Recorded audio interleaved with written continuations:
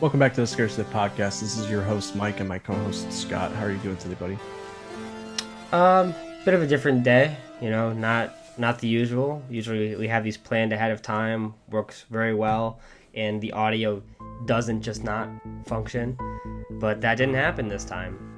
So we had to re-record this entire episode, and I'm a little upset. I think the last episode was pretty good, and now we gotta do it all over again. Very cool, very neat, very nice. Yeah.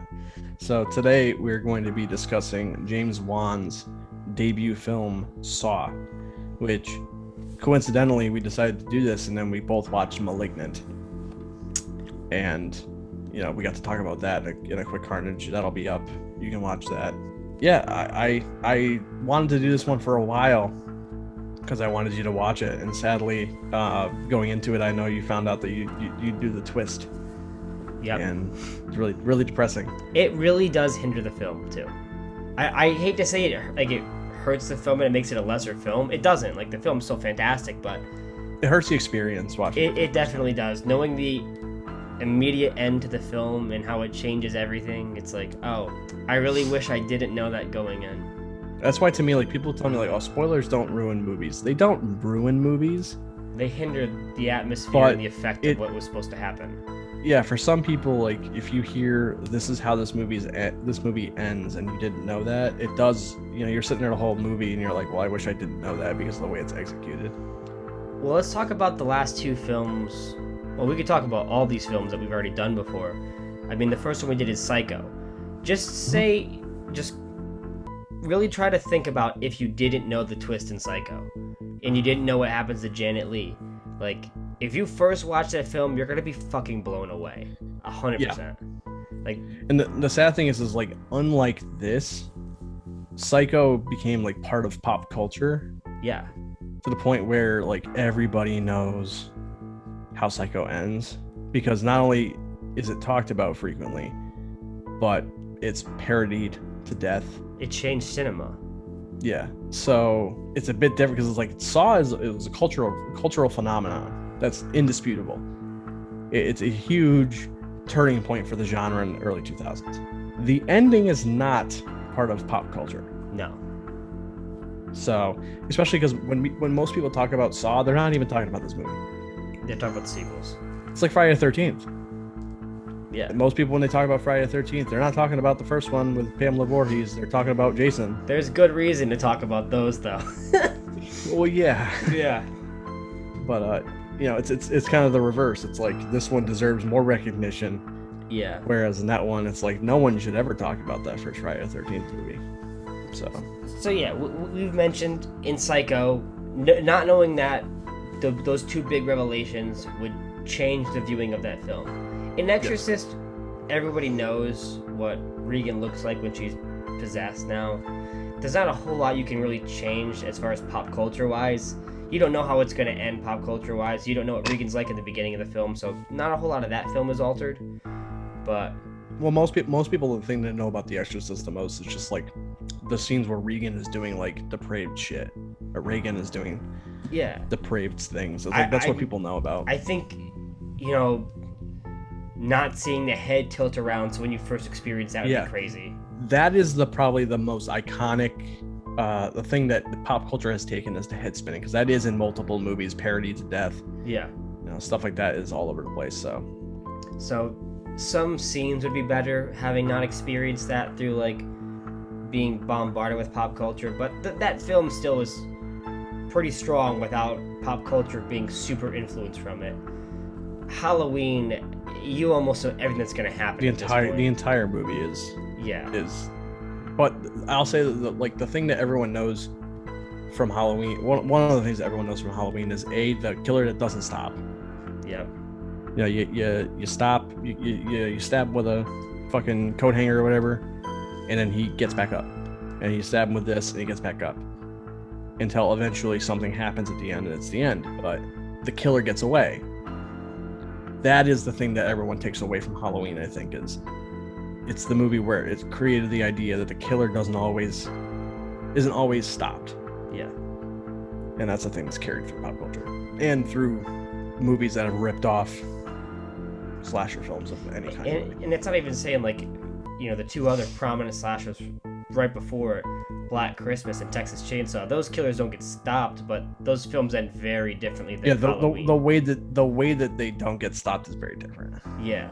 So. And we're gonna get into both those films later on, so we don't have to discuss that. But yeah, the way Halloween does it, it's almost like it's very empowering for the killer, because it's representing the killer as omnipresent, as if it's the literal manifestation of fate, which is very different from those two previous films. Very different.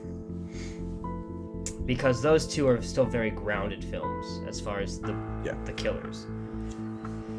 Scream, I mean, everything is. Scream takes pop culture, creates a movie out of it, and then that movie becomes pop culture. Yeah, it's quite the cocktail, and it's very, very emblematic of the 90s. Yes. So all those films together, it's like everything gets referenced to death. Yeah. And now Saw, the film itself, the thing that's most known in pop culture is easily the puppet. Yeah, the puppet. The traps. Everyone talks about the traps. That's what everyone talks about. And it's kind of funny, again, because we're talking about the first Saw, the very first movie. That stuff's not really in the movie very much. No. There's like, you'll see glimpses of traps, very quick shots of things, but the whole point of the film is not the traps. Whereas like the later entries in the franchise, it's like, how can we kill people? Yeah. There's four traps, that's not what I this believe, movie is. in this film, 4 of them. There's the. If you want to count the fact that the bathroom is a trap. I do. Yeah. Bathroom. There's the one with the dude. Bear trap. Bear trap. Bathroom. Razor wire. And then there's the one where the cops find him. Shotgun. Oh, okay, yeah. Kind of a trap. I'm thinking of traps with victims in it, though. Yeah, like games. Yeah, those types. Yeah, the shotgun is a trap. Yeah, but it's again, an escape trap. Yeah. Yeah, even so, though, these aren't things that the movie focuses on as its entire existence. Yes. The movie is about the two characters in the bathroom. It's about their relationship to each other. It's about revealing these layers of story. Whereas later entries became, again, what is a grotesque way we can kill people? Which, whatever, that's fine, but it's while it's like Friday the 13th, where the first film is quite different. Mm-hmm. Friday the 13th follows a basic formula still, but it's a whodunit. Whereas, like, when you watch the later Friday the 13th movies, it's Jason the whole time. This is a mystery movie that is also an isolation film that created a mega franchise. That's wild. And now it's the first movie. Oh, sorry about that. I just want to say, now talking about the mega franchise part, let's talk about why this film is the one we picked for the 2000s and how it influences the 2000s. So, this whole thing has been about picking movies from each decade, and as movies that either defined said decade or were probably the most pop culturally relevant or influential at the time. Yeah. The reason why this is the one we picked for the 2000s, because we could have gone 2 different routes here. We could have gone with a remake, because there was a lot of remakes in the 2000s. Yes. Even through the 2010s. That would have been easy to do. But we went with this because it actually caused a serious shift in what kind of things were depicted in mainstream horror. You could find things that are grotesque in horror in most decades, honestly, at this point. But mainstream, this movie made really graphic, almost torture-y stuff mainstream. Actually, let me walk that back a little bit. People think this did. It created a gateway for those movies to exist. It created a gateway for a movie like Hostel, like the future Saw entries, like The Collector, which I don't really call a torture-porn film, but it does definitely have sequences where it feels like that. And it's created by one of the people who ran the Saw franchise. So it created a bevy of movies that were like this. And a lot of them. It's not like it was like a little mini thing. Like, it was like remakes, torture porn. That's the 2000s in horror. Oversimplification, but you get the point. Yeah, I mean, there's really no other clear-cut answer besides Saw. We've mentioned multiple times to each other, and I think even on the podcast, that James Wan is the definitive director of the 2000s when it comes to horror.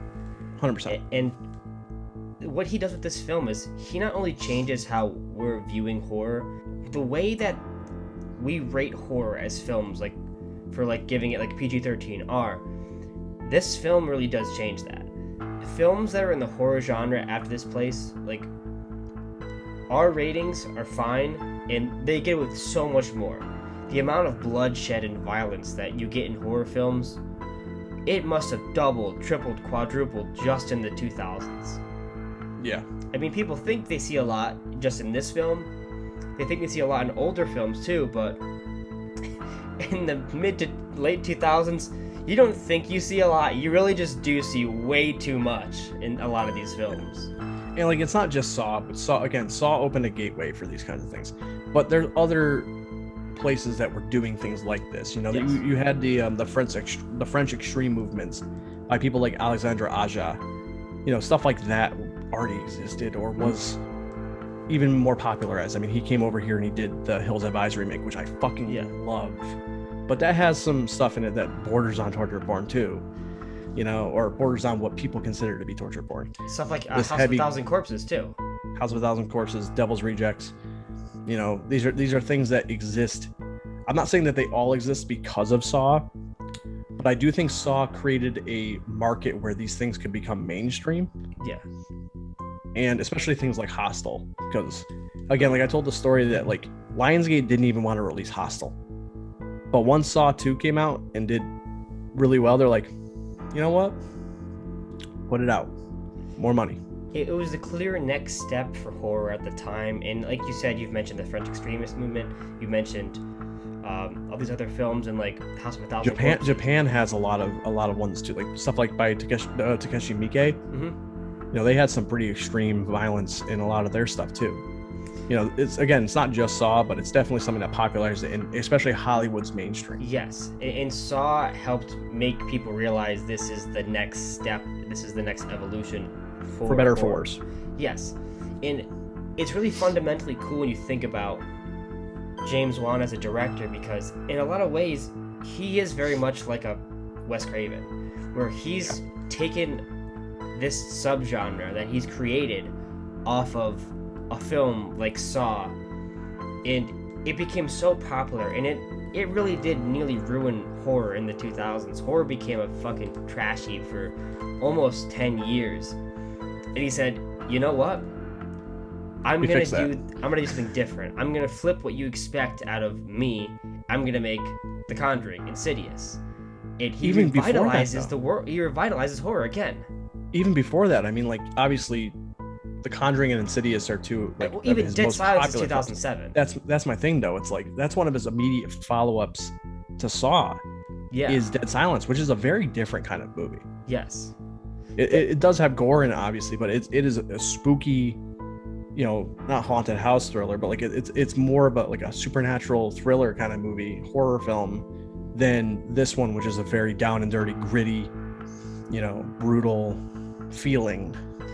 Dead Silence, I think, is a great film to watch after Insidious or Conjuring, because it really showcases how he got to that point with this film. It was the perfect stepping stone. Yeah, it's like how I liken, you wouldn't have the quality of The Haunting of Hill House by Mike Flanagan without Oculus. Oculus is the precursor to that. Dead Silence is the precursor to what we would get with Insidious and what we would get with the Conjuring universe. Yeah, and this director has showcased how versatile he is and how he's ready to change how we're viewing horror cinema. Like, it's not like it's the first time we've had supernatural shit in horror movies. We see that all the time. Yeah, I mean, the 80s, we had, you know, stuff like Poltergeist, which created a whole corner of horror in the 80s that was based on haunted houses and ghosts and shit, along with all the bevy of other shit. The 80s is just like a versatile decade for horror. It's just every fucking thing that you could do in the horror genre was happening in the 80s. Also, The Exorcist. Yeah, The Exorcist in the 70s, yep. Yeah, I mean, The Exorcist made it so crazy prominent where everyone was scared about there's definitely got to be ghosts here now. Or like the Amityville Horror, which is actually kind of an immediate 79. predecessor. Yes, it's actually kind of like an immediate predecessor to Conjuring in a lot of spiritual ways, because both of them have to deal with the Warrens. Both of them deal with the Warrens. So don't want to get off track. How wild is it that is the exact next film that Margot Kidder does after Superman? It's pretty sick. Isn't that just crazy though? It's like, oh yeah, you're gonna be Lois Lane. Hey, remember those murders? You know, the more so than that, and I know we're off topic, but more so than that, the movie that she did before Superman was Black Christmas. The character she is in Black Christmas, and then Lois Lane.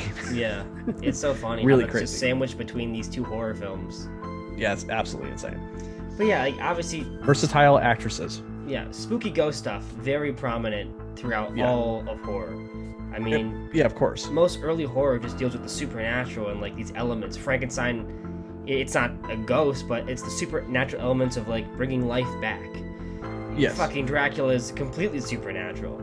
But realistically, what Wan did wasn't, he's making, well, he helped make supernatural movies more popular again, because we were in a again torture porn remake era of horror in the 2000s. We had, original movies every once in a while. Like, we had plenty of them. There always are original films, but the most prominent ones were remakes or torture porn. And I hate the term torture porn, but that's just what it's called. Yes. Sadly. But what he did was he brought back a certain style of creating these supernatural films. Not just doing jump scare, jump scare, jump scare, jump scare, jump scare. He took the time to not only draw out tension, create these incredible suspense sequences, but also really do a good job grounding us with these characters to bring it all together into a third act that would be absolutely horrifying, like with Conjuring and like with Insidious. And I think another thing we have to talk about when it comes to paranormal type movies is when those films came out with Wan, this is after stuff like, I don't want to say it. He made paranormal things become films that you can direct again. Not POV movies, not things that it's supposed to mimic camcorders or being scared in the woods. Found footage. Like, the biggest supernatural films at the time were the Paranormal Activity films, which were really popular, and right before that, when Blair Witch kicked off, this is the type of style that you're getting for supernatural films. James Wan said, supernatural's a cool element, but like, let's direct these movies again. Let's show you that we can make things scary, but not because you're putting yourselves in the behind the scenes, you're the one filming it, but because you're scared about characters again. And he made perfectly crafted films, because James Wan, no matter what decade it's been, he's always understood character. Yes. Even when he has stumbled, he still has a desire to create people that you're watching, because inherently, and I believe I've definitely talked about this before, is like, if you know these people and you care about these people, you are inherently going to care more about what happens to them in these sequences where they're being chased by a killer, or their house is haunted, or their child is taken, or whatever, possessions shit, doesn't matter. Characters is the basis for horror. Is people. It's not scary if there's not people to care about. Yeah. And Wan gets that. He gets that in this. This is his first movie, and he gets that. I think bringing up characters is the most important thing, because that's the one thing in a horror film that no matter how good a film is, we're all gonna argue on how well a film is made because of how much we care about characters. When we talk about films like maybe I love or you don't like, or vice versa, it all comes down to how much we care about these characters when they die, usually. Because you and I totally agree usually on the craft of a film, how well films are made, how much investment we're given into it. But it all comes down to, do we care about this character? You might say yes, I might say no. A lot of the times it is yes, sometimes it's no. And that's the big thing about horror. You're always going to get either a decent plot, a fantastic plot, a subpar plot, but if you have any of those things with really in-depth, fun characters, your film's going to be better. Horror thrives off the characters that you're given. Yeah. And Wan has always taken that and run with it. The reason this film kicked off to a new decade of horror is because all the characters in this film are important. All of them serve a purpose, and all of them have a really powerful function that drives you through the film and pushes the story forward. Because the plot is character work, which is crazy for this film. But that's how it is. It's funny how later on it's become like, let's put these motherfuckers in traps and watch them bleed. But this entire film is driven by how much we want these characters to get through, and as they interact, the story gets further and further along. It's kind of like how, again, like people, like we talked about in The Burning, how Savini thinks that, oh, you watch a Friday the 13th movie because all the characters suck and you just want to watch them die. And it's like, yeah, maybe one or two of those 13, movies. Dude? Yeah, maybe one or two of those movies I can maybe agree with that. Yes, but the first especially. Yeah, and goes to hell. What he started on. But it's the same thing here, though. When everyone thinks about Saw, they don't think about this movie. They think about the later entries because they're the ones that were the phenomenon. So they just assume, again, even so, like as far as I've gone into the franchise, not every character is shit. No, they're not all bad. So even so, it's automatically wrong. But again, when you take a look at this movie, which is completely differently crafted than the sequels, they're attempting completely different things. The storyline is coherent. It's complex, but it's coherent. Some of the stuff later on gets very contrived. So it's like they get really lost in like, oh man, the first movie, that one had a twist. What are we gonna do for this one? Oh, Amanda? She's the killer now. It's like, okay. There's actually groundwork laid for that in this movie. So I think that's a pretty decent twist if it was capitalized on, but I don't know about the rest of them. Yeah. But you and I have watched different sequels. I've only seen, I believe, the 6th entry, which is one of the first horror films I ever saw in theaters. Fucking terrible place to start. I'm sorry. Hey, I started with The Stepfather. Yeah, I can't even talk about the quality of film. It's just the fact that, like, hey, I don't know what's going on. This has no idea of how I'm supposed to interpret these actions. It's just death. Yeah. Whereas different films, if you jumped on like part 6 of Friday, like technically you could just decently watch this and have a good fun time. I mean they recap everything. Yeah, but doing that in that film, it's like, dude, what the fuck is going on? That's a fun movie. And they're talking about like, oh yeah, the Jigsaw killer is dead and this is a different guy. I'm like, I don't know what the fucking Jigsaw killer is. Yeah, it's kind of funny. 12. Your first one is 6. Yeah. I think there's, before Jigsaw, which is a completely separate movie, I think there's only 7 of these. Yeah, And then Jigsaw, and then this new one that just came out this year, the Spiral, the Book of Saw. Oh, okay, yeah. With Chris Rock. I'm sure there's people detective. that are like, loyalists to like the Saw franchise, and kind of like how I am for Friday, saying like, no, if you get down to and you watch all of them, it makes sense or it works. I'm not trying to shit on the franchise and say they're all bad or anything. Yeah, I'm not even trying to dog on it because I'm kind of out of the loop. I saw the first 3, and then I saw part of final chapter, and I was like, I don't know what's going on here. Obviously, that's my fault. I didn't watch the other ones, so it's not that movie's fault. Yes. So this is a franchise I do want to go through and finish. It'd be interesting. Because it's on HBO Max. They're on HBO Max, so it's just like. Yeah, it would be interesting, and I definitely like to watch more. I can say 2 and 3 are worth watching probably for you. Okay. But if I watch 2 and 3, I'm gonna finish them though. 2 has one of the toughest traps in the series that I've seen so far, and I've seen like a couple of the traps in later. Watch. Because a girl gets pushed into. Well, don't even say anything. I'd rather just experience it. Yeah. I have a feeling that when you do watch it, you're gonna text me and you're gonna say, "What the fuck?"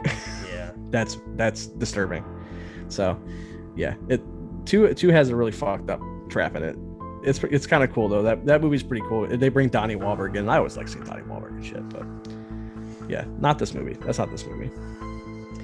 I mean, we haven't really talked about the movie, just the impact yet, which, Yeah, I mean, it speaks it's lengths very about how long we've gone on, just about how influential the series is. It's important though. It's important to set the stage because again, it's not just saying, hey, Wan is a really good director.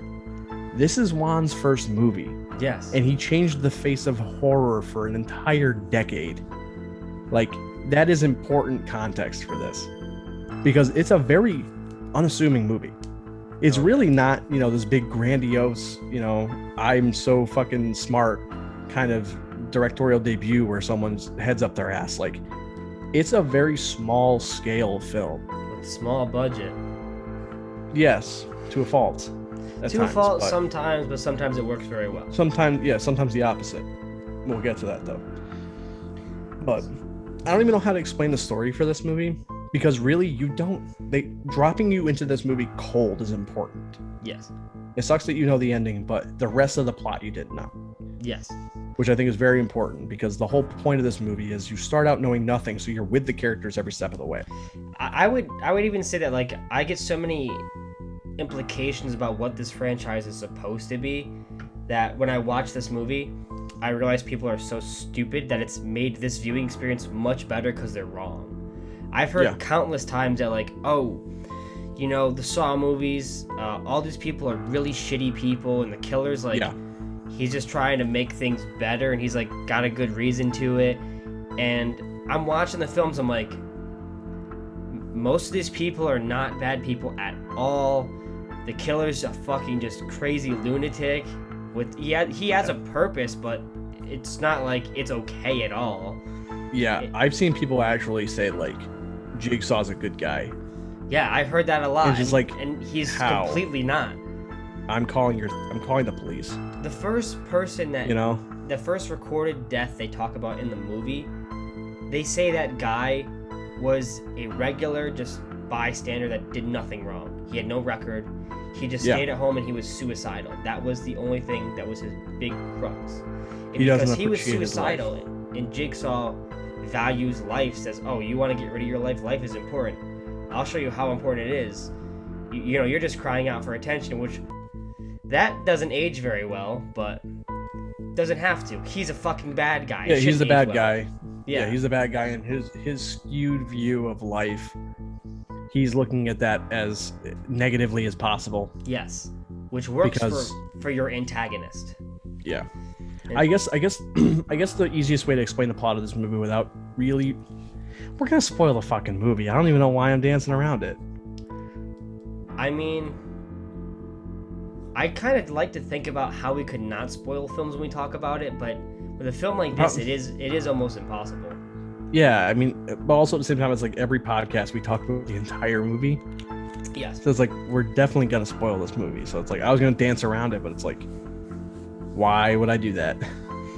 Yeah. I mean, the whole point, I guess, setting up a synopsis for all the people who don't give a shit about spoilers, is two men are put in a room together. They wake up together in this bathroom. They don't know why they're there. They don't know who put them there, and they don't know how to get out. And come to find out that it's a serial killer who's playing a game with them for the reason that he believes that they don't appreciate what they have in life. And the whole movie is them trying to figure out who did this to them, why they are together, and how to get out of the room. And then mental trauma ensues. Yes, lots of mental trauma. That's kind of the toughest part about the movie. It's not even any of the violence. No. The whole big thing. The first time we recorded this, we talked about it very briefly at the end. Just get it in there now. The whole big scene everyone talks about is when Carrie Ells saws his foot off. Yes. You don't see anything. You see him start to saw into and blood come out. Yeah. That's it. Yeah, that's it. You don't see him literally cutting his foot off. You just see his reaction to it when he's biting onto his shirt and pulling on it. But they sure as fuck make you think you did. Yes. And that's just good filmmaking. What you see is his face in agony, biting his shirt with blood spraying on his face. That's enough. That's way more than enough, honestly. That's perfect. That's everyone talks about the violence in this movie, like it's so grisly. It's like there's really not that much. A lot of it is like some of the aftermath related stuff is kind of gross. Like they show the They show the guy in the middle of the floor. He shot himself. Yeah. Obviously it's Jigsaw himself, but he shoots himself, and they show like his head with part of it blown out. That's kind of gross. You don't really Amanda linger on it. Kill the person either. You watch her stab them, but you don't really see the. You see her pulling the organs around. Yeah. A little bit. But it's very, very, again, like the way that they choose to shoot some of the stuff in this movie. It's not always easy to figure out what's going on. Yes. It's a bit discombobulating on purpose. I just compare that to like Day of the Dead though. Like you watch the organs get pulled out of the antagonist and eaten. Or when the guy gets his head ripped off and his vocal cord stretches, his head comes off. Yeah. As he's screaming, and his scream goes high pitched and fucking breaks. What a like there's some really gory movie. Yeah, but I feel like when you're watching a zombie movie, people disassociate that kind of stuff. Like, oh, they're zombies. That shit doesn't exist. This is a fantasy. Yeah. This is like the whole point of this movie is gritty. It's supposed to be realistic to a degree, and it's someone doing it to themselves. Yeah. Stuff like the foot getting cut off and all that stuff, and putting themselves through these terrible things. It's not in any way fantastical, which is why I think it bothers people more. It's kind of funny. Like, again, like you talk about like the Romero movies, Dawn of the Dead, Day of the Dead, doesn't matter what. They're all really gory films. The Walking Dead, we watched well, not we, but as a society, we watched The Walking Dead for 10, 11 fucking years. Very gory show after the first season. Yes. But we were fine with that because, again, it's zombies. We disassociate that. The more grounded you take a film, the more disturbing personal people will take it. Yeah. And it's like, again, also, at least in the case of Carrie Ellis's character, we spend this whole movie learning about this person, getting to know them very intimately. So you're watching someone that you, I guess, care about cutting their foot off. Yes. It is disturbing, and it should be. But I feel like people make a much bigger deal out of it than it really is. Any of the violence in this movie, honestly. I think it's pretty tame in comparison to, especially where the series goes. Oh yeah. I've seen only one other one, and it's a lot more bloody and it's a lot more violent. Even its I say spin-off. It's not a spin-off, but it was originally we talked about The Collector. The Collector was originally going to be a Jigsaw prequel movie. Yes. That is way more graphic and brutal than this. Oh yeah, just look at how when you're first introduced to the dad in the basement. Yeah, like that's way more in your face about the violence. And again, another situation where you learn the people and you get to know these people a bit. So like it's worse because you know them. People make this movie sound like it's something like that. It's really not. I find that really funny. I always have discussions with people where they tell me, oh my god, so first Saw movie so grotesque. It's like there's really nothing in this. Yeah. There's really not. So I guess to get to the plot of it, like you said, we explore primarily the lead character is Carrie Ells' character. And yeah, I'd say he pretty much shares it with Adam. I would say he's a co-lead. The only thing is Adam, we don't go into his backstory as much. Yeah, they strategically put Adam in there. He's very integral. Yes. But they strategically reveal things when it's convenient, not convenient, but they reveal things at the perfect time to intertwine their stories together. Yeah. But the whole movie, they are working together. Yes. Well, not working. They're not always working together, but they are together. The whole movie, they're interacting together. Yeah, the whole movie, they're together in the same room. They're always talking to each other. So they're both very important. I will say, as I sit on it more and more, I really do appreciate Leigh Whannell's performance as Adam a lot more. Yeah. But at the same time, the more I think about it, there is a lot more scenes where he's just not very up to par. There's definitely some scenes, because it kind of sucks. He's put in a room with Carrie Ells. Yeah, it was a fantastic actor. Yeah, I mean, he's completely playing against type here. Oh, 100%. At least from the stuff I've seen, obviously seen from him. And not a piece of shit, but he has so many more demeaning and rough qualities than his usual characters. He is a complex person. Yes. Who is not perfect. And we're so used to seeing Carrie Ells in movies like Princess Bride or Robin Hood Men in Tights. He's the dashing protagonist. This charismatic guy, usually with a British accent, super duper suave. But in this, he's just a doctor. He's just a dude, and it really, really grounds this movie. But this is Leigh Whannell's first acting gig, and you're putting him up against Carrie Ells. Yeah. In a scene, and Tobin Bell. I mean, Tobin Bell's barely actually does anything in the movie. But again, even the minute that Tobin Bell's in the movie, he's fantastic. Instantly iconic. Like the ending of this movie, he's fucking awesome. His line delivery is just fantastic. And it's wild. They hired him. He's barely in the movie. I mean, obviously his voiceover for the puppet's really good. Him talking, he talks a lot, but you don't see him on screen very much. Mm-hmm. But man, at the end, is he fucking good? But I think the first time we recorded this, I was a bit more down on Whannell's performance. I would still argue it's obviously not as good as Ells. It's not as good as it's his first performance. But for a first performance in a movie, it's pretty fucking good. I think there's moments where he falters, obviously. Yeah, it's mostly the beginning. The beginning, his acting feels very much like act kind of manic, and he just says shit, and it's not having an emotion to it, and it feels very flat. But when the film picks up, so does his acting. You could tell that as the film's becoming more intense and more integral for him to show his acting chops, he does a really good job. His performance gets very, very, what's the word for it? Layered? Yeah, because he has this air of sarcastic wit where he's very, very standoffish with Carrie Ells. He's deflecting a lot of the things that Carrie Ells is saying by being a sarcastic dick. Because there's things that he is hiding, that he's trying to deflect whatever Carrie Ells is trying to say to him so that they don't get to the heart of the matter. But towards the end of the movie, I think Whannell's performance goes way through the roof. I agree. I think his performance is great in the final 15-20 minutes of the movie. Yes. When things get desperate, he's really good.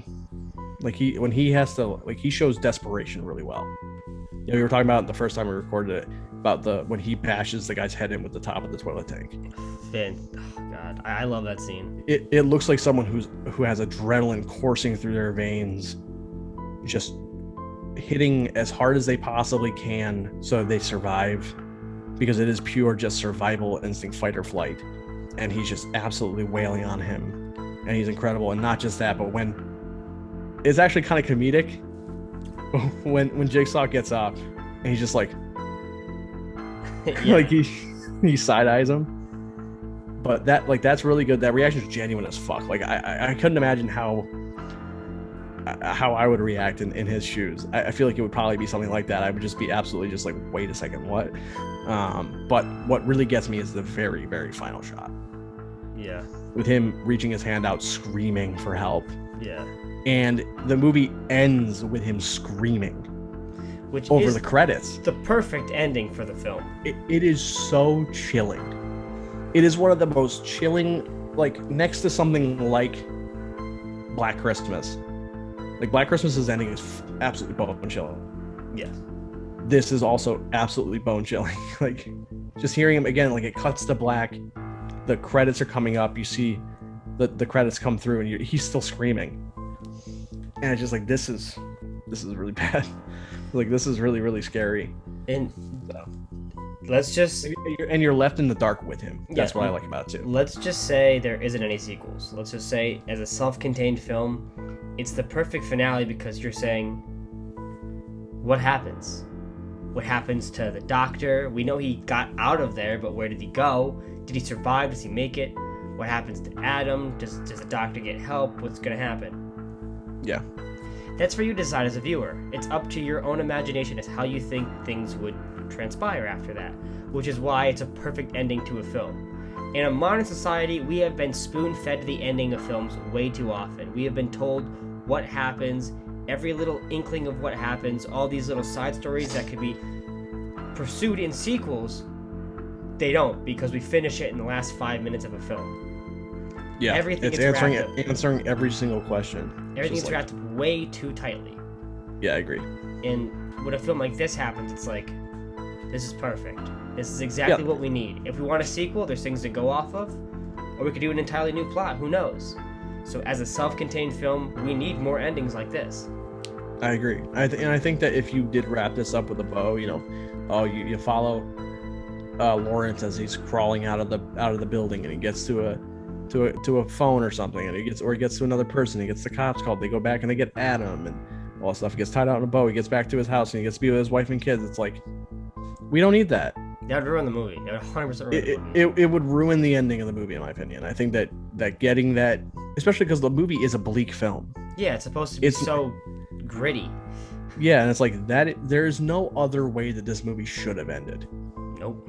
It's absolutely perfect. I don't remember what happens with Adam. Obviously we know what happens with Lawrence because we know he's in. Yeah, we know he's in the final chapter, but I don't remember them ever talking about Adam. Which is so I don't even. Cool. Yeah, because I like the idea of. I'm sure they did. I like the idea of you as a viewer deciding what would happen to Adam. There's obviously more illogical decisions you could come to, like, does Adam really survive? I don't know. It's kind of tough to think of him surviving, but it doesn't matter. The film doesn't tell you. You can decide what would happen after that. Yeah, I will say that if they don't address it, especially in final chapter or something, considering the last moments between Lawrence and Adam before Lawrence crawls out of the room, I'm gonna get help for you. I'm gonna come back. Yeah, it's this genuine, real, like, I promise I will come back for you. Yeah, it's honestly a really touching, beautiful moment, especially considering the revelations that we've heard about these two people and how they've learned about each other. That he's still saying, I will come back for you. Because when we're starting off the film, they are very much at odds. We don't know why they're at odds until later on in the film, but it's tough for them to work together, and as they start to work together, there's more things that kind of tear them apart in different areas where it's like, you hid this from me, you didn't tell me this, blah, blah, blah, blah, blah. But by the end of it, Adam really saves Lawrence. And, And he really says, like, you feel this, like, brotherly camaraderie, like, exactly, anything I could do for you, I will. I owe everything to you right now. And it's That's fantastic. My thing. You know what, dude? I swear to fucking God, I am gonna get a goddamn jar for $1 every time I say the word fucking fantastic. I'm gonna lose my goddamn mind. I've said it 3 times, almost 4, and I stopped myself. Because I'm Mr. fucking fantastic over here. Stretch my arms around and fucking smack myself in the face. I swear to God. It's a beautiful, fucking, cool, sick, fantabulous moment. Anything but fantastic at this point. But that's my thing, though. It's like that ending is so strong between them that I feel like if we get to part 7 and Lawrence, if they say, oh, I got back there in time, but Adam's dead, whatever. But like, if they don't even mention Adam again and he's in that movie, I hate that. So we'll see. I'm gonna probably watch all of these at some point. So we'll see when I get there. But I can't picture a world where we don't address that. And if we didn't, it would be such an oversight if they didn't. For a film series like this to make some sequels in the 2000s, the idea that I would think they would do is like, Jigsaw comes back. See, Lawrence never got any help for you. He never really cared. And then he becomes one of the next Jigsaws. You know that's some shit that would happen in the 2000s. You know it. Yeah. That would be really weird. I wouldn't like that very much. That wouldn't be weird, Mike. That would be bad. Yeah. Yeah, I would not be down for that. No. But it sounds so plausible. Honestly, it sounds like something that maybe in the writer's room they kicked around. Yeah, it sounds like a script that had like the first draft and someone goes, are you fucking for real? Can we film this? Only when I was too busy. Yeah. Paving the way for his awesome directorial debuts. Actually, that's not true. I think his directorial debut was like the 3rd Insidious movie. I believe so. I feel like you told me like maybe he might have directed one of the Saw movies, but I don't think he did. I'm not sure. I can't. I can't say it with a whole lot of oomph in my chest as a positive. I feel like it definitely would make sense for him to do something with Juan, and Juan wasn't super duper crazy involved with Saw at that point. By that point, but also something that we didn't mention is that this is actually, I thought this was written by both of them. This is solely written by Leigh Whannell. Yeah. And honestly, it's a good fucking script. Yes, it is. For especially for like a first like feature film produced by a studio. Wow, good job. Whannell's always done a good job of knocking it out of the park. With anything he's been given, he just runs with it. Yeah, I don't care what anybody tells me. I don't care what anyone says about that stuff. He's fucking awesome. Even films he's not proud of, he still does a great job. Yeah, Insidious Chapter 3 is his directorial debut. Then he did Upgrade and Invisible Man. He's working on Wolfman, the Wolfman movie for Universal, and then apparently he's doing Escape from New York. Okay. With The Rock. Oh fuck, that's right. That's so fucking dumb, man. Yeah. I don't even like Escape from New York that much, but I am so sick. Like, so sick a of modern Rock, day action star is not the same shit as an 80s action star. Like, we don't need that. And like, even The Rock, he's more like a Stallone or like a Schwarzenegger type action star. He's not a Kurt Russell. No. And it's like, oh, well, he's really charismatic. Holy fuck, I didn't know The Rock was the only fucking actor with charisma. That's wild. Also considering, again, like, Snake Plissken's not a charismatic character. No. At least not in Escape from New York. I haven't seen Escape Isn't from he LA, supposed to do Big Trouble in Little China too? Maybe I'm mixing those two up. Yeah, I Maybe think The he's- Rock is Big Trouble. Maybe he's doing Big Trouble. Yeah, I'm pretty sure he's doing Big Trouble. Yeah. Either fits better. It's still fucking dumb. Yeah, I mean, I don't want another Big Trouble in Little China movie, so it doesn't really matter. But doesn't need to be another Big Trouble Little China movie. yeah, there's no cast for the movie, so I was wrong. I'm okay with that. What if he gets cast and you predicted the future? I'll kill myself. There's no way On they'd have the camera. budget for that. For The Rock? It'd be half the budget right there for the film, if not more. Depends on who does it. If he actually does it. I don't even know if that's true. It's on IMDb, I don't know. But Anyways. yeah. Whannell's a really Off good of that writer. little rampage. Yeah. Ha ha ha ha ha ha ha ha ha. He's in Rampage. That's funny. I'm gonna kill myself. Bottom line, Whannell is really talented. Very, very. He's obviously gone on to do great stuff directing. You know, not even just in the horror genre, because Upgrade's not really a horror movie, it's a sci-fi action film. That movie's fucking awesome. So, like, he's a super talented director and a super talented writer. And I don't care what anybody says otherwise. Thriller territory, too. Yeah. But Invisible Man's so good, too. It's a fantastic movie. Such a misleading marketing campaign. Holy shit, the marketing was terrible for that movie. But his debut was Insidious 3. So he got his start working with Juan again, with directing this time. And I think that's cool that they've been helping each other throughout their journey. Yeah, I mean they were together in film school in Australia, and they're still working together. They still talk. They're still. I mean they created their careers together, and I think that's great. And that shows. I mean, Saw works so well because you have such a strong collaborative force on it. It's not just one entity trying to overpower and do this and this. Like, you can tell they're working together to make this fucking finely tuned, finely crafted masterpiece. And it may sound weird to call Saw a masterpiece, but like, with the time period that this is, with the films coming out and the way they're attacking this genre and changing it, in its way, it is a masterpiece. Especially considering where the genre went after this. Yes. And how especially like even this type of film took a nosedive immediately because of Hostel. Immediately took a nosedive. But you know, obviously there's ones that are inspired by it that are better. Like, I love the Collector. You don't love the Collector. But you know, movies like that, like there are movies in this like corner of horror that do work, but there's a lot of them that don't. And this sticks out above the pack. I mean, I still wouldn't even classify this as that torture porn film. Yeah, it's definitely not that. Anyways, it created that somehow, but I wouldn't call it that on its own. But it is head and shoulders above the pack of 95% of them. I mean, just in this time period, the performances you're getting in this film are so far above other performances. Like, Yeah. Even the child acting in this performance is so astounding.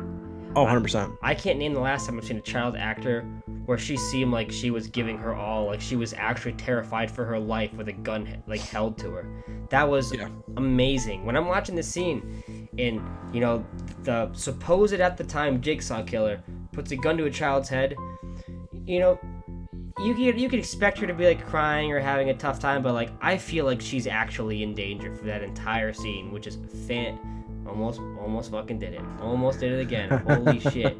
It's a fucking good scene, okay? I'm done. It's real good. Is that good? Real good, yeah. Yeah, I agree. She's really good. All the acting's pretty fucking good, honestly. There's moments where Winnell's kind of suffers. You can hear his accent slip through. Yeah. Or, you know, he'll deliver a line a little weird. Some of the dialogue is a bit more cheesy. Yeah. A lot of the cop dialogue is cheesy. Yeah, the cop stuff is probably some of the worst stuff. Yeah, and it's not even bad. Some of it's pretty fucking good though. Yeah. I like Glover's interactions with his partner. Yeah. Even like the partner's not as good as Glover, but you know it's Danny Glover. Yeah. Also, Danny Glover's been playing that character for like 20 years at that point. Even in this film, he barely does a whole lot. He's good, but he's nothing like special. The thing he does that like I think is we don't really get much out of it because I think if I remember correctly, he dies. Yes. It's been like a week or something since I've seen He it. dies. He has this kind of like he goes crazy after he loses his partner and lets Jigsaw go. I've never seen Danny Glover be crazy like that before. Yeah. And it's like Charlie Day and It's Always Sunny in Philadelphia, kind of crazy. You know who he reminds me of in that scene? He reminds me of Lawrence Fishburne in the Predators movie. Yeah, you know what? Yeah. Yeah, I see that. I get that.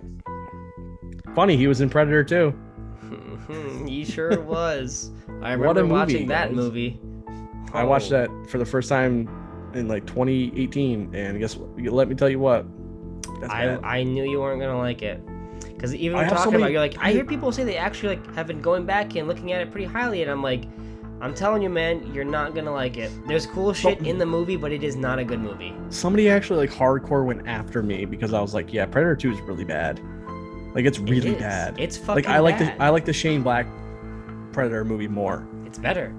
And this guy's like, you're fucking stupid for liking that one. That's so fucking dumb. Autism's a superpower. Like, yeah, autism's a superhero. That's not what I meant, but yeah. I know. Go ahead. They do treat it in that movie as a superpower. They do, yeah. Which is interesting, but all these things like he's running down. He's like, oh, Predator 2's got better action. It's got, you know, better characters. I'm like, that's both of those right off the bat. Those are wrong. It doesn't have any characters. It has one character. There's one sequence of Predator 2 that I actually really like, and that's when he's like scaling the building. I mean, I don't think the characters are fantastic in the new Predator movie, but no, but they're more interesting. They are. There's more fun to be had. And the performances are better.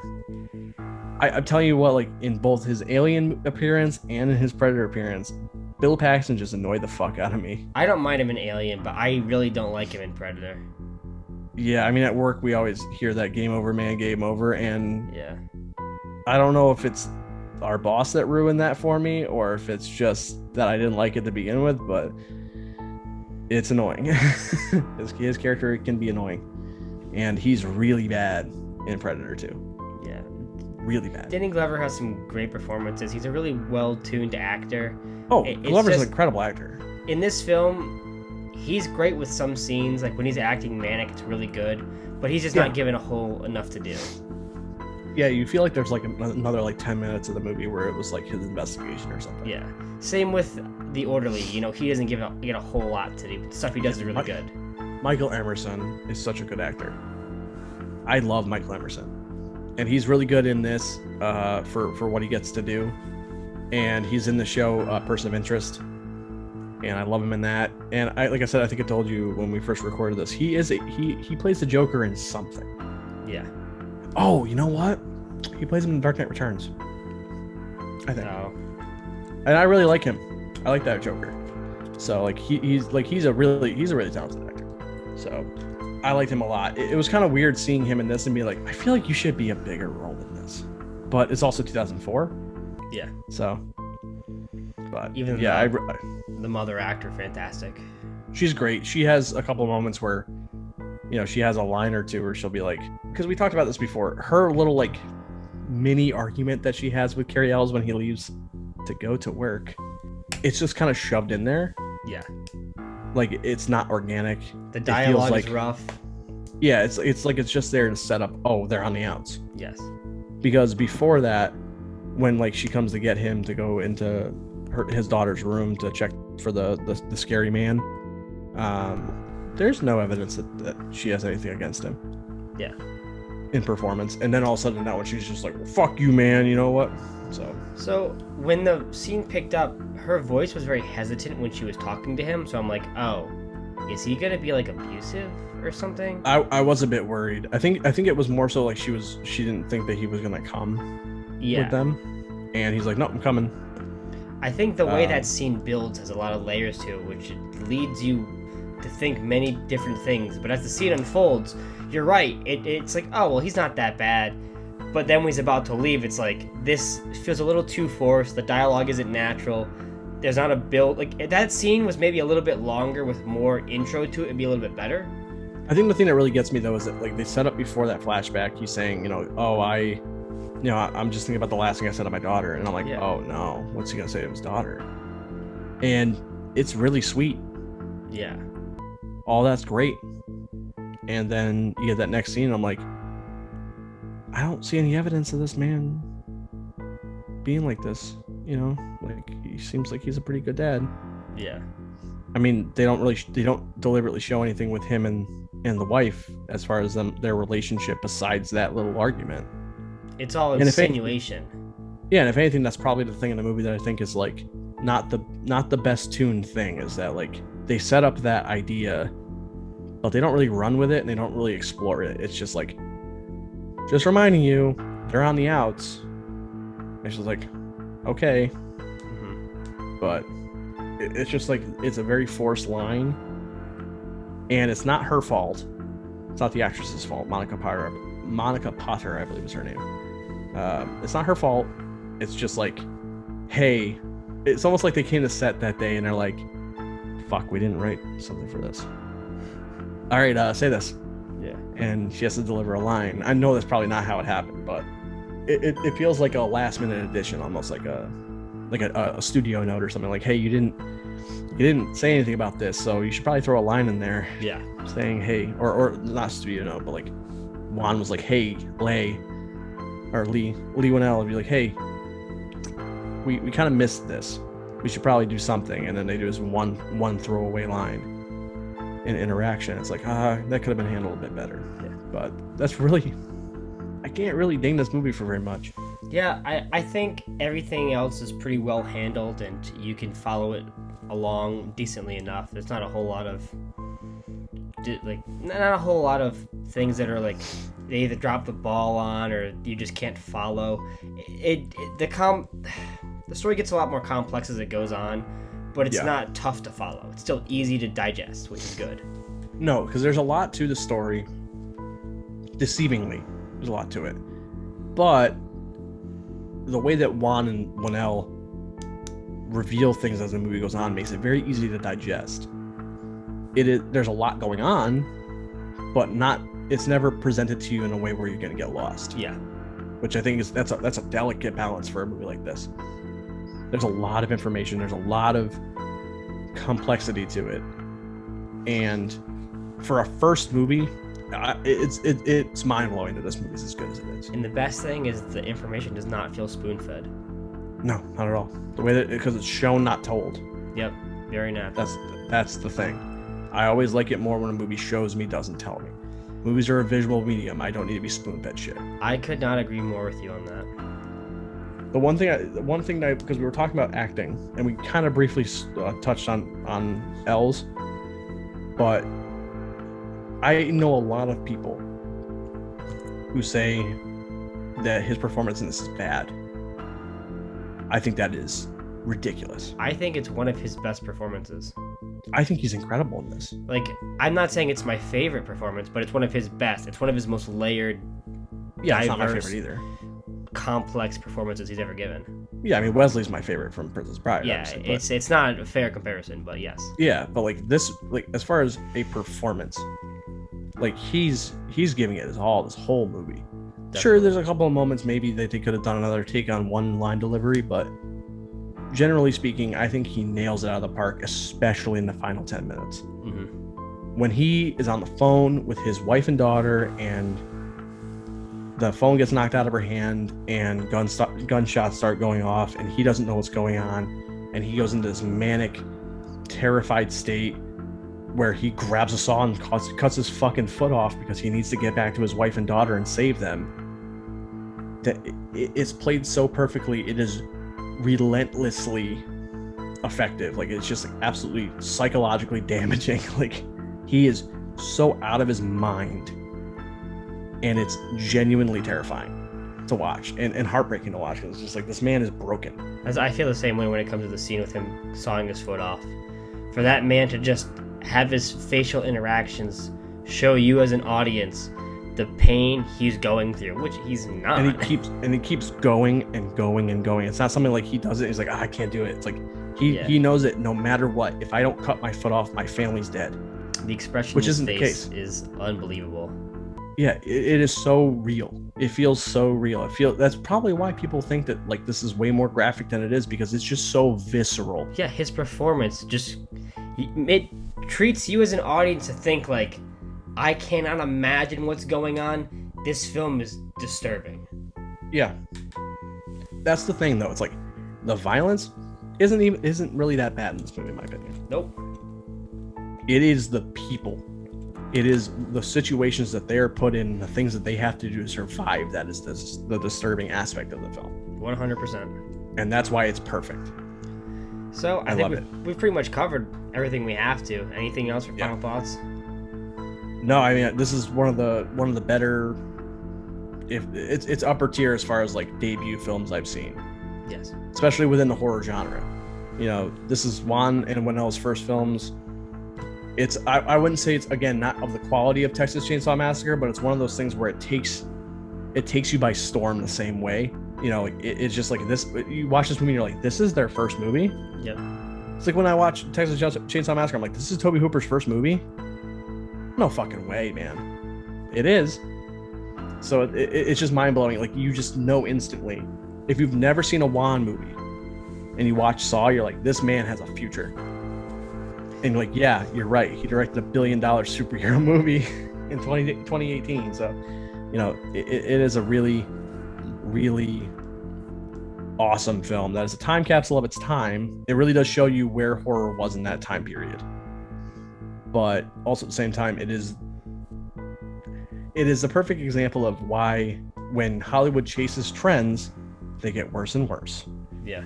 Because this is top tier, and most of them are fucking garbage. So yeah, I love this movie so much.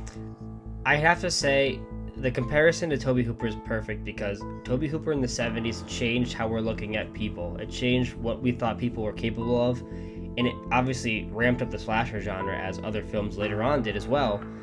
And these debut films really made you say, I don't feel safe anymore. It made you as an audience in this time period say, there's nothing the human body can handle that our minds can't disrupt. And we are just, as people, sick, and we have to be cautious, and we have to look where we're going. We have to look who our neighbor is. We have to really make sure that we lock our doors at night. And those two debut films really showcased how, as the decade changes, one thing is always going to be frightening, and that's man. Yep, I agree. Perfectly well put. Final rating? Final rating, honestly, when we watched this, I was not expecting this. 9.5. I was gonna say 9.5 as well. I'd want to say 9 for some certain things. The only thing I didn't mention this time around is the speed cam does bother me. Oh yeah, we never talked about the speed cam. Yeah, I mean, it just shows like everything else is so well handled. When they do speed cam, the way it's protrude in the first scene showcases like, oh yeah, well, this is supposed to showcase time, you know, passing by. And in the second scene, it's supposed to show like how manic Amanda is. And Yeah.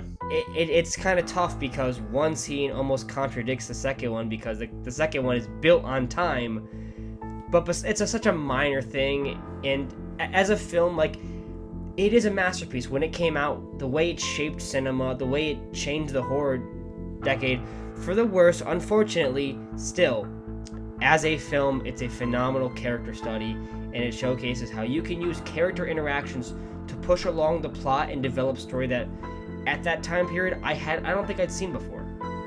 I mean, I saw this at a young age. I saw it pretty much when it hit DVD, and there's nothing like this at the time for me. Yeah. I had no concept of horror of this kind. You know, at that time I was watching fucking like Scooby-Doo horror shit with like Scooby with vampires or fucking, you know, what's it called, Alvin and Chipmunks meet Frankenstein. Carefully right now. You're talking to Mr. Do over here. Hey! I didn't say it's bad. I'm saying I watched. That's what my horror was watching Scooby-Doo episodes with vampires or fucking Alvin and Chipmunks meet Frankenstein. Like, I wasn't watching horror movies like this. And when I watched this, it legitimately had a grip on me that gave me nightmares. Like, this movie fucked me up for a couple weeks because it's just like, it's that psychologically, you know, it hurts to watch. Like, it's really it should. If it didn't, it wouldn't work. So yeah, I fucking adore this movie. And when I said, oh, I want to watch this, and when we decided we were gonna do this, I'm like, I'll have a good time. You know, like, I liked it the last time I watched it. I thought it was a pretty good movie. Had no idea when I watched this that I was gonna love it again. Love it this much more than last time. Because I think the last time I saw it, I probably would have given it like an 8. Yeah. Maybe 7.5. And watching this again, I'm just like, no, this movie's awesome. I think this needs to be reevaluated, man. Like, a lot of people go back and are like, Saw's okay. It's not okay. It's great. Yeah. So I think we've pretty much covered everything we have to. We really talked about how Saw changed the decade and it made it for the worse in some areas, but sometimes, like, it makes it even more of a shining star at that period. There's nothing more else it could have done to showcase how important man-made horror can be and how terrifying it can really be. And, you know, that comes down to a lot of not just this decade, but when you're going through horror through the decades. We talked about Psycho in the 60s. That's all about the horror of man. You know, the only one that's really separated so far is the 70s talks more about like the supernatural elements that man fears. When we talk about the 80s, it's about how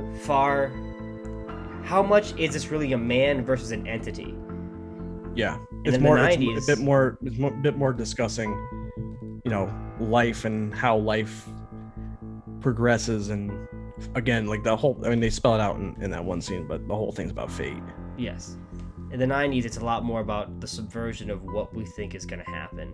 Yeah. And like what man truly fears at that period of time. And 2000s just says like, hey, you've gone to the deepest ends. You've seen beasts, you've seen monsters, you've seen creatures, you've seen gods. What's more terrifying than a man with a cause? It all comes back to man. 100%. One of the first terrors on planet Earth for our species, and it's gonna be the last. Absolutely. And that's how we want to end our decades of horror. We want to go through, talk about the way things have changed, but like you said, it always comes back to man. So thanks for joining us. I hope you had a fun time going through this installment of the podcast. It was fun to try to test out a different thing. The next one is going to be the 80s. It's going to be our finalization of it. But this is the final point in the time frame. This is the 2000s. We're not going to do 2010s or anything. It's still very fresh, and we wanted to make 5 time periods that we think really impacted people the most. Let's be real. If we did the 2010s, we'd just talk about another one movie. So yes, we definitely would. We would talk about Insidious, or we would have talked about Conjuring. So. Yeah, absolutely. But yeah, one more to come out, which is going to cover the 80s, and it makes sense to have it at the end because that film we're going to cover. Halloween. Absolutely. Halloween, baby. Let's go, boys. So we'll see you for that one, hopefully. I'd be pretty annoyed to think that you'd watch this one and not Halloween. So I'll check you in on that. We'll finalize our horror through the decades. And thanks again for joining us. We'll see you later. Bye-bye.